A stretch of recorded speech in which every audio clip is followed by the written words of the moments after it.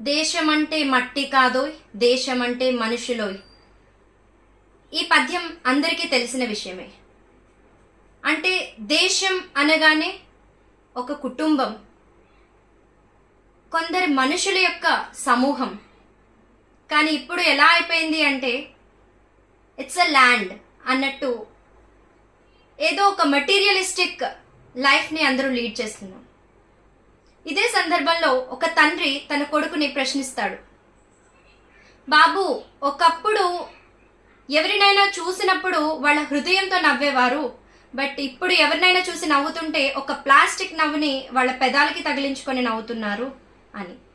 ఒకప్పుడు ఎవరింటికైనా వెళితే ఆనందంగా మళ్ళీ మీ రాక కోసం ఎదురు చూస్తున్నాము అని చెప్పేవారు, ఇప్పుడు చెబుతున్నారు, కాకపోతే మళ్ళీ వెళితే వెంటనే మొహం పైన డోర్ వేసినట్టు మాట్లాడుతున్నారు.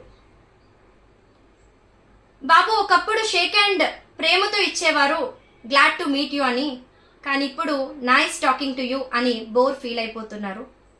పాత రోజులు కావాలి అంటే ఏం చెయ్యాలి, నాకు నేర్పించు బాబు అని తండ్రి కొడుకుని ప్రశ్నిస్తాడు, అడుగుతాడు. దానికి ఆన్సర్ ఎవరైనా చెప్పగలరా?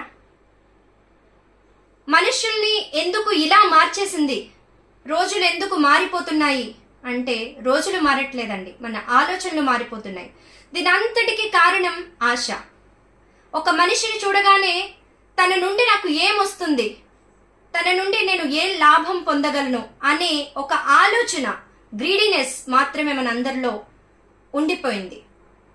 ఒక స్త్రీని చూడగానే ఏదో ఒక ఆశ, ఒక మనిషిని చూడగానే ఏదో ఒక ఆశ, ఒక ఉద్యోగాన్ని చూడగానే ఏదో ఒక ఆశ. ఈ ఆశలు ఏదో ఒక రోజు నిరాశకి మాత్రం మనందరినీ గురి చేస్తాయి.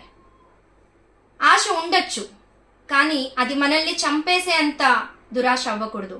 నీకు ఒక అధికారం ఉంటే నలుగురికి సహాయపడు, అంతేగాని తప్పు చేసిన నలుగురిని తప్పించే ప్రయత్నం మాత్రం చేయకు.